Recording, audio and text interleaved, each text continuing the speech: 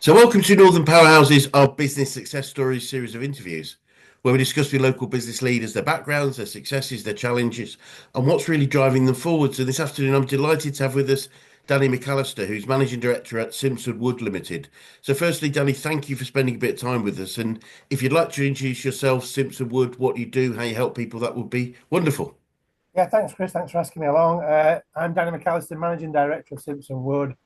We're an accountancy practice based in Huddersfield. We also have a separate financial services, financial advisory arm.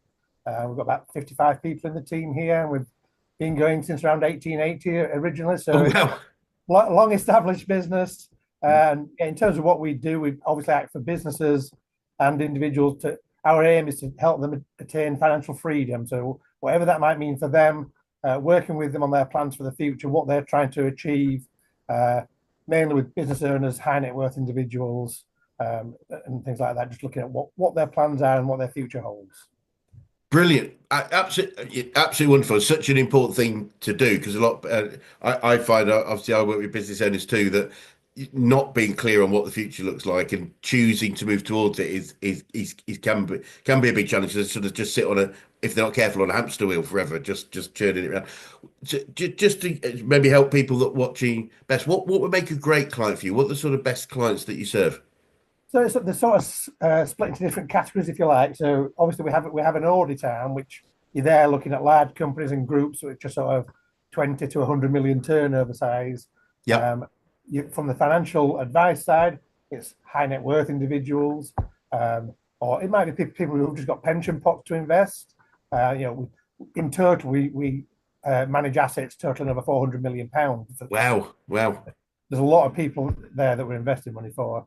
But then also your businesses, your sort of owner managed businesses could be sort of 5 to 15 million turnover. That's the sort of sweet spot where we can probably add the most value to them because of the sort of community of experts we have in house. It's where they need sort of quite a few of those together to help bring their plans to fruition. Really.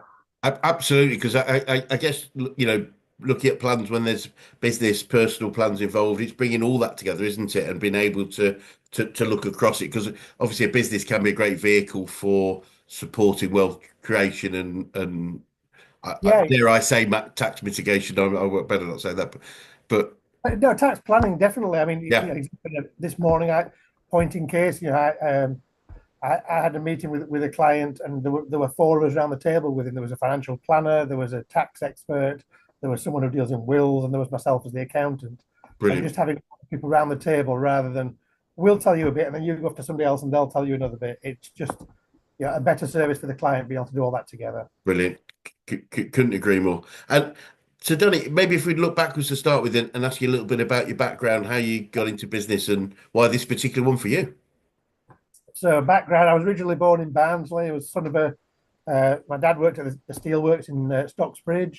My Brilliant. mum was the secretary there before having me, and then I worked in all sorts of jobs, so covering tennis balls, dinner ladies, and all sorts. So grew up there up to the age of about 12, 13.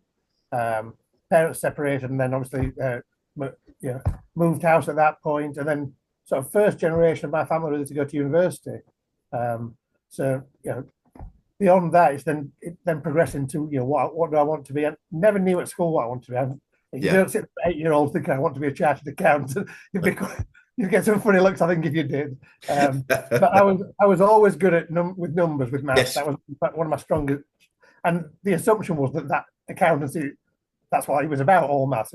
We might talk later about it's not all that, but Yes. Yeah. that's what I looked at when I was at university, University of York. I don't know if it still happens now. They had what's called the milk round, Oh, where yeah. I remember that. Yeah. firms of accountants used to go and pitch for their careers at undergraduate. So I went to a few of those, but then I decided I want to remain fairly local to where I lived and find a firm that I would have a long stint at, not just Yeah. sort of a first stepping stone. So it seemed to fit my skill set and what I wanted to join Simpson Wood 27 years ago, straight from university. Wow. Um, so yeah, and here I am 27 years later as MD. Wow.